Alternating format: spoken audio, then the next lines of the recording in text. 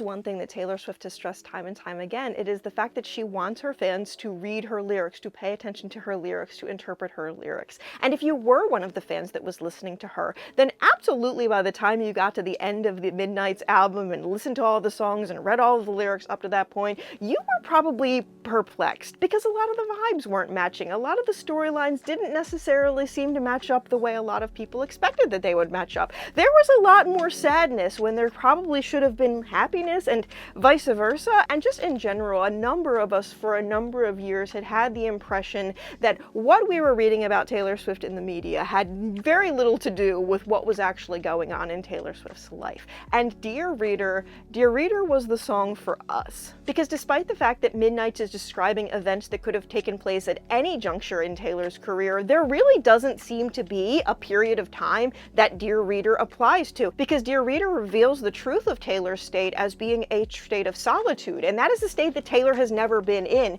She has either had friends, or she has had partners, or she has had family members. There have always been people in her court, people that were in her arena, people that were on her side. And it's so interesting to see Dear Reader by comparison. Dear Reader is one of the first major cracks in the facade of Taylor Swift, the brand, that actually lets Taylor Swift, the real human being inside, be revealed. And I do personally think that it is very likely that the Midnight that Dear Reader describes is one that is probably not that far in the past, or at least not that long before the album Midnights came out. I don't believe that this is something that's coming from like 1989 or an earlier juncture of her career, before she was kind of jaded by the glimpse of realism that the Reputation era kind of revealed to her. Dear Reader also confirms something that a lot of fans have suspected, in that some of her fans are meant to be directly at her fans, and that it's very likely that some of the songs that we believe were about her and a relationship partner were very likely to be about her and her relationship with fame, or her relationship with the fandom as a whole, or just a small subsegment of the fandom who doesn't see her in the way that she's hoping to be seen. And I also think that Dear Reader is both a reminder to her old fans that we're supposed to read the lyrics, but also a kind of, hey, new fans, there's new people here, because I've made 2 great indie pop records in Folklore and Evermore, and I now have fans that might take my lyrics, my work more seriously.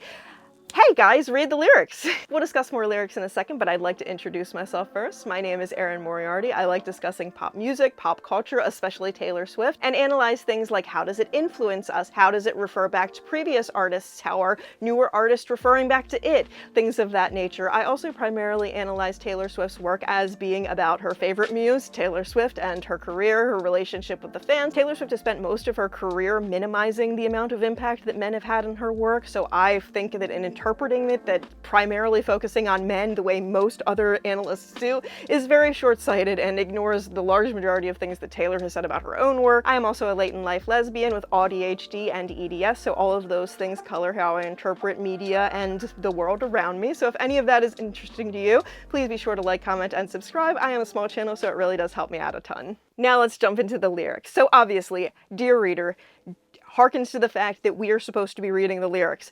She's reminding us, we are the reader. This is our portion in this relationship. She is the writer. She is the poet. We are the reader. We are also the listener, but we don't read enough to be listening well. Often. It is so very important that the very first lyric of this song is, Dear Reader, if it feels like a trap, you're already in one, because it's both Taylor's relationship with the media, Taylor's relationship with a lot of the circumstances that she's gotten into in the past, and also it is about the trap that she is setting us up to walk into. As she says elsewhere in this song, she is the mastermind, she is setting the trap, she is making the plans, she is leading us through, like on the carrot that she's dangling with a string, as though we are horses. I think this is also designed to make us reflect when she does things in the future, like all of those times that she set us up where we're expecting reputation, especially the time when she first wore the gold snake outfit for the first time, and she had mentioned in the Time Person of the Year article that, oh, people will know when they see that's going to be the release of Reputation Taylor's version. This is just continued examples of how she is setting up traps for us. She is making plans for us. We are following along, but also, like, when we feel that we're in this position in the future, the reason why we're feeling this way is because it is a trap. It is being set up. It is part of the plan. Dear Reader, get out your map, pick somewhere, and just run. This is not just like what Taylor has done in her life, but it is also the escape plan for most millennials, especially like millennial Americans. Is just like, if you end up in a predicament in your life that you want to get out of, run. We are very much runners from our problems. But also, when you do that, it ends up with you running into other problems. Also, specifically, it is about Taylor's situation, Taylor's strategy, the way that Taylor has consistently invented and reinvented herself throughout her career. The way in which she would have an entire promotional cycle for an album where they dismissed her as like, oh, all of her songs are about breakups. When she can't write songs about breakups anymore, she's not going to be writing good music anymore. So then she comes out with 1989 and makes great songs that aren't about breakups. They're about her moving to the city, and kind of shows that off. Especially when you sit down with the publications that she has done the most interviews with over time, like Rolling Stone and stuff like that. It was like every 2 years, Rolling Stone would be like, oh, this is how she's fixed all of the problems from her old persona, but all of these new problems are going to happen. And then the very next article in the very next era in her life is very much seemed like a solution, a foil, a negation of the previous criticism that was levied against her, which is something that she's touching on with this section of lyrics in the next section. Dear reader, burn all the files, desert all your past lives, and if you don't recognize yourself, that means you did it right. She is acknowledging this fact of running from her problems, of reinventing herself, but the problem with constantly running from your problems is that you don't grow from those problems, that you don't solve those problems. You don't learn how to solve problems at all. You just learn how to alienate yourself from who you actually are as a person. So this process, this thing that she viewed as necessary for her career and necessary for her image, is something that has ultimately alienated her from her true self and her true identity. And not just her, I think a lot of us do this. Like myself and a lot of my friends, like we changed a lot when we started working, especially in corporate environments. We got rid of a lot of our whimsy, we got rid of a lot of our humor, we got rid of a lot of our spontaneity, because those things were things that were viewed as bad, as negative, as wrong in the environments that we were trying to enter in. But now we're all in our late 30s and early 40s, and we're miserable about it because you're not meant to put on this super serious adult persona and just abandon all of your childish whims. Like the things that made us happy as children and the things that were so important and valuable to us when we were children are still very powerful and important to us when we're adults as well. And we very often have to be reminded of this fact. And I think it's so very important that the very next lyric that we have in this song is never take advice from someone who's falling apart. Because it's not just stop taking advice from me because my life is not nearly as flawless, as happy, as wonderful as you all have been made to think that it is, but also so many people in your life will give you advice that is not actually good advice, that is only good advice in making you more beneficial for other people's whims and other people's plans. Don't take advice from somebody who is possibly just giving you this advice to snuff out the spark in you because they resent the fact that you're not falling apart yet. But also it goes back to what I was saying at the very beginning about how this doesn't describe any period of Taylor's life that we have known about, right? And the easy candidates for what it could possibly have been about are like the Reputation era, which like, yes, she was being destroyed professionally, but that was when she was going through this love affair. She was meeting this person. It was delicate with this person. Then after Reputation, the next like big negative event in her life was the Masters heist, having the Masters stolen from her by her biggest enemy, by somebody who has had a really profound negative impact on her life. But still, when you're looking at the public-facing narrative, this was during a time when Joe and Taylor were still allegedly going very strong. So it can't technically have been then, and like obviously, sure, this is coming out right after 2020 and 2021 and the events of that year, but insofar as the public were aware, Taylor was just shacking up with Joe and they had moved in together and it was making them think more about their relationship and how serious it was and how they wanted a future together and they were going to buy a house together and, you know, they're probably going to have babies together and they're probably going to get married. There were all of these things that were allegedly in the news about what was probably happening in their relationship. Dear Reader puts a huge chink in the armor of the Joe and Taylor relationship, right? Because in my opinion, opinion, this song only could have come from a post-Reputation era Taylor. Like, this could not have been how she was viewing the world earlier in her life, earlier in her existence. So I think that the midnight that Dear Reader is displaying is a midnight that is fairly close to the time of recording of this album. Let's take a look at the next verse. Dear Reader, you don't have to answer just because they asked you. Not everything is everyone's business just because somebody asks you a question, whether you be Taylor Swift and this be an interview, or whether you just be a random Joe Schmo and you're on a date or you're talking to your friends or what have you. A lot of people tell the truth even when it's not necessarily in their best interest to do so. Dear Reader, you don't have to answer just because they asked you. And I think that this is both instructive to herself, like, hey, this is something that I've messed up in the past. Don't want to make that mistake again, but also instructional to so many of us. Like, so many questions that we get asked are not in our benefit to answer them, but especially if you lived through your childhood as a girl in a childhood that is very good girl and you need to be a good girl culture, we very much will put our own discomfort aside so that we don't have to make a bad situation. We shouldn't snap. We don't want to make a situation out of something. We'll just answer the question. I've said in the past about how you can kind of tell how after 2020 that Taylor had read Untamed. We know she had tweeted about it, but also through the content of her work. One of the ways that Taylor does this is by hearkening back to her wild and free childhood self. This person who was unbothered by all of the weight that the world was going to put on her very, very tiny shoulders at a very, very young age. Untamed is about untraining a lot of the good girl lessons that a lot of us learn at church or in school as young girls. We're told to be quieter. We're told to not speak out of turn. We're told to protect other people's feelings above our own. We're told that, like,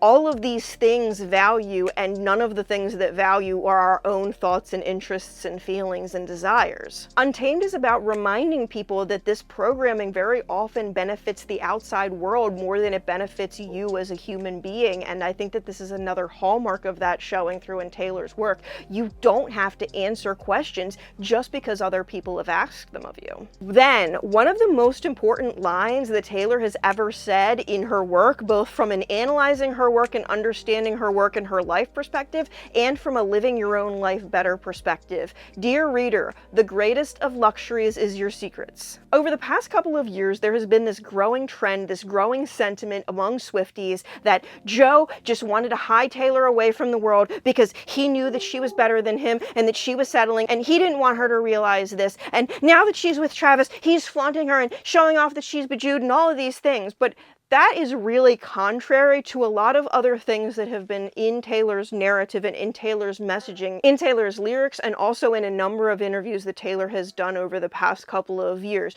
The greatest of luxuries is your secrets. Keep it secret. Keep it safe. This overarching philosophy that the things that matter most to her, especially things that are in a very early state, things that are in a very fragile state, things that are in a very delicate state, they need to be just hers. When a lot of people come into Performance Artlor and they're like, I don't understand why Taylor would do any of this, one of the biggest answers is because in spending a couple of hours a month with somebody that she's dating very publicly, it allows her to basically do whatever the heck she wants the other 90% of the month. It allows most people to not really look that deeply into the other people in her life. We don't get a lot of gossip about the other members of the Swift family because so long as people get their fix of the gossip about Taylor and whoever Taylor is publicly dating, they couldn't really care less. But also, as Taylor has said a couple of times, that we would be surprised at the lengths that she would go through inconvenience-wise to make a point. And proving a pointler is probably my favorite Taylor persona, Taylor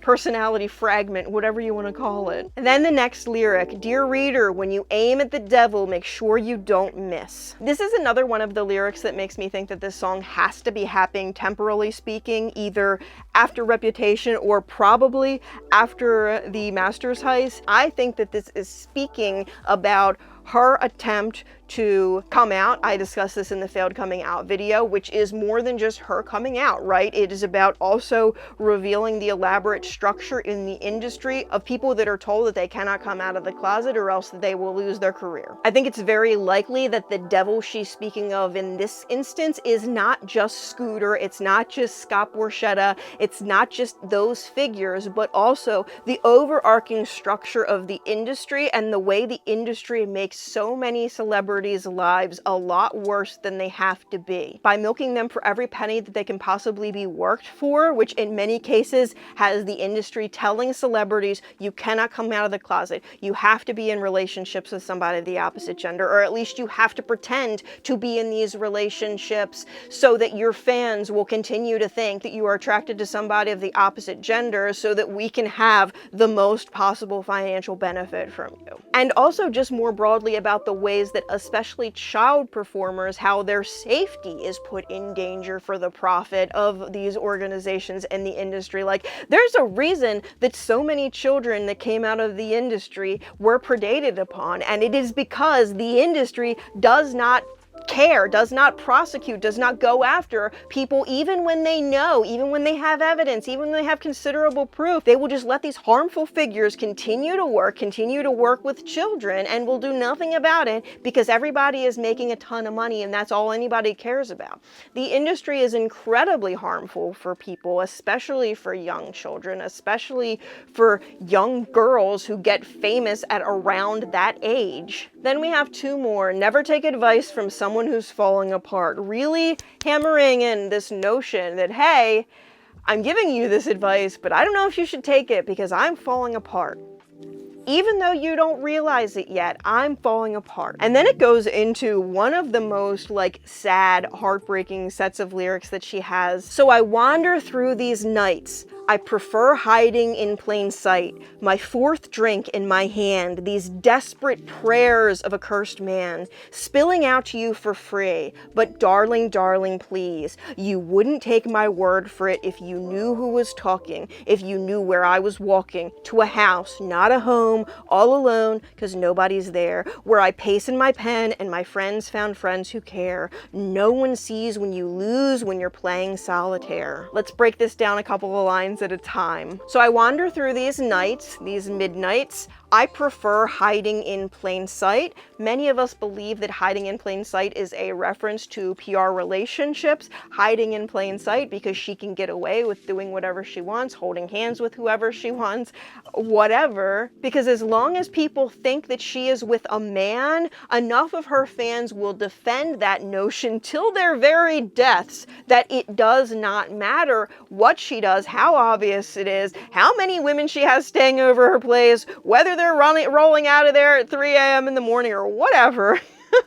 My fourth drink in my hand, these desperate prayers of a cursed man. First off, I think fourth drink is appropriate because usually by the time you're on the fourth drink, especially when you're drinking alone, but usually when we're on drink 4, it's not just like a drink because I like having a drink, or I'm a social drinker. When you're doing fourth drinks when you're by yourself, that is indicative of a problem. And one of the things that I have pointed out a number of times is that one thing that happens to a lot of people that have to stay in the closet, that are forced to stay in the closet, is substance abuse problems, addiction that leads to health issues, and very often premature passing. And I will continue to interpret her work from a queer perspective because we know that being forced to stay in the closet very frequently leads to substance problems. And it's something that Shelley Wright has brought attention to, that so many people in the industry die prematurely and no one knows why, and it is because of being forced to stay in the closet, being forced to choose between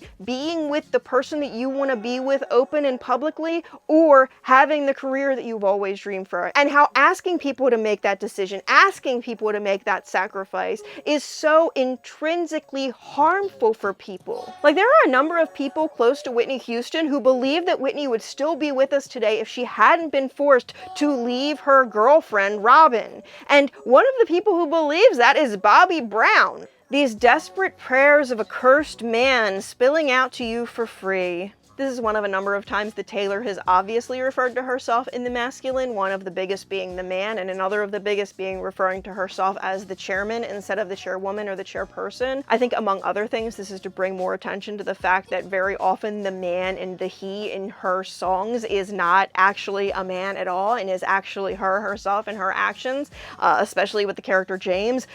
Poor Joe Alwyn.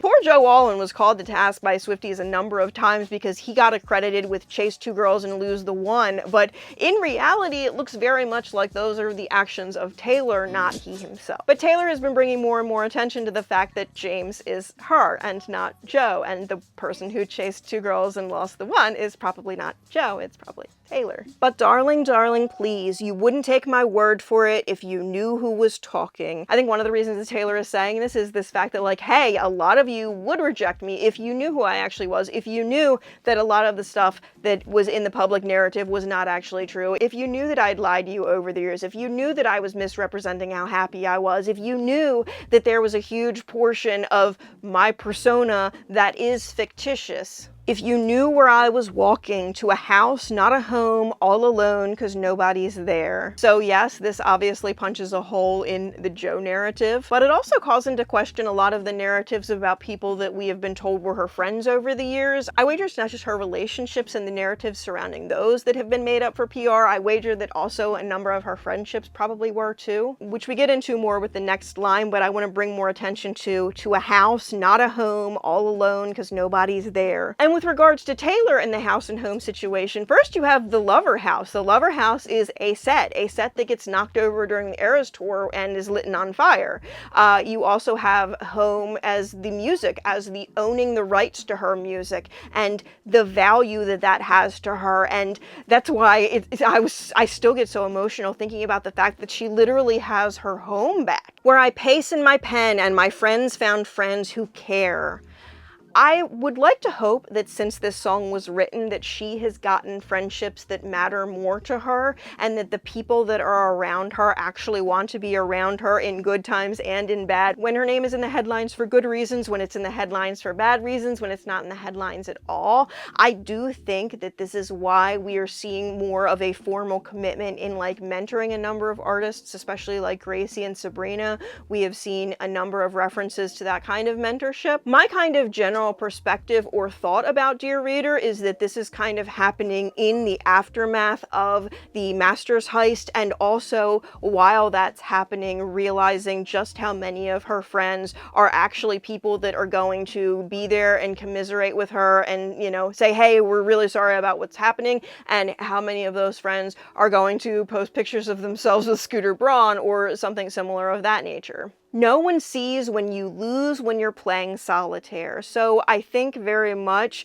your career and focusing solely on your career is a game of solitaire, especially when you're focusing on that career to the exclusion of all else, especially when you're prioritizing that career above marrying the person that you wanted to marry when you wanted to marry them. My bare hands paved their path. There's a reason why, especially at the very beginning of that set being on the Eras tour, she looked so deliberate at her ring finger while she was saying that line. There can only be one thing in your priority number 1 slot for your life, and the more that you try to force 2 or 3 things into that number 1 slot, the harder it's going to become for everybody involved, very often frequently you, because when you're trying to make everybody else happy, you tend to be the one who suffers. But also, if you consistently prioritize your career above your loved one, it's not a big surprise when they can't or won't be around for that.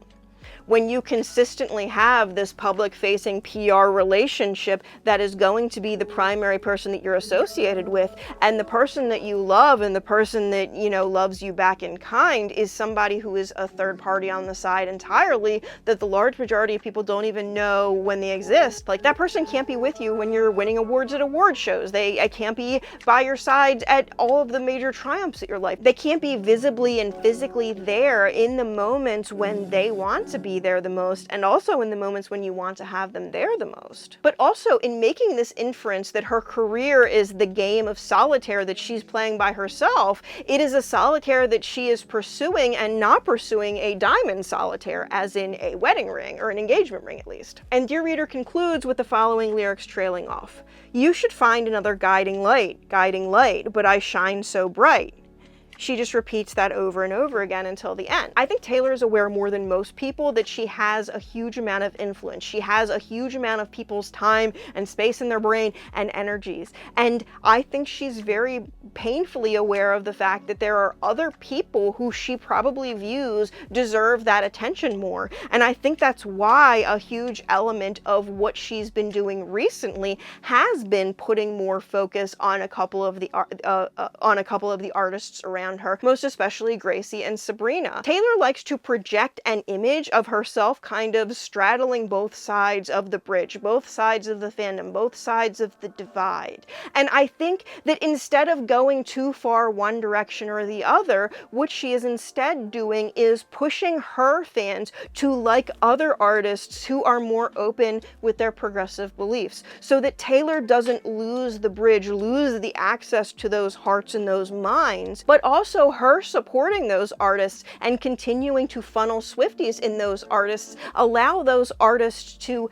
have a career and be vocal in a way that Taylor very frequently has not been able or has not been allowed to do. And I think especially right now, when like a lot of women have previously just voted the way their husband voted, because it's never made a particularly large difference to them one way or the other. Well, I think a lot of these women who have always historically voted their husband's way and their husband always has voted red are now looking at the state of the world and the things that are happening, and now that it's impacting them, their minds are open in a way that they previously weren't able to be. And there are a lot of people who are not allowed to listen to any progressive music at all, but Taylor is the one exception because she is inescapable. And one of the things that I've heard over and over and over again in Gaylor spaces is late in life lesbians and bisexual women who are in relationships with men, in marriages with men, and one of the few like non-Christian sources of music that they could listen to was Taylor Swift's music. And that through listening to her music, through examining her music more,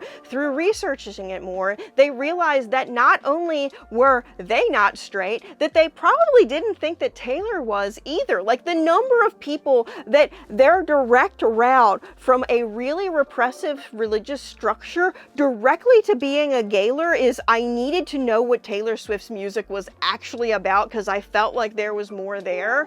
That describes dozens, if not hundreds of people. And like, we are at a time period where more and more people are questioning the sources of their information than ever before. And Taylor Swift is uniquely positioned to get those people into a more progressive belief structure, and especially this big maneuver of winning over a lot of them by being engaged to a man. It's like, oh, now that she's not like a single career woman, I'm gonna listen to her more because Anyway, this video, like all of my videos, has gotten far longer than I ever anticipated it being. I'm gonna try and do more like short targeted song breakdowns. My next one is probably ready for it, but if you would like to suggest any others for me to get to, please let me know down in the comments below. As I said at the beginning, my name is AerinMoriarty, and I like discussing pop culture, pop music, Taylor Swift, all things sapphic, and a great many number of other things. Your support here really does help me out a ton, as I am a very small channel, so your likes, comments, and subscriptions do help me out a ton. Thank you so very much for watching to the very end. Have a wonderful day.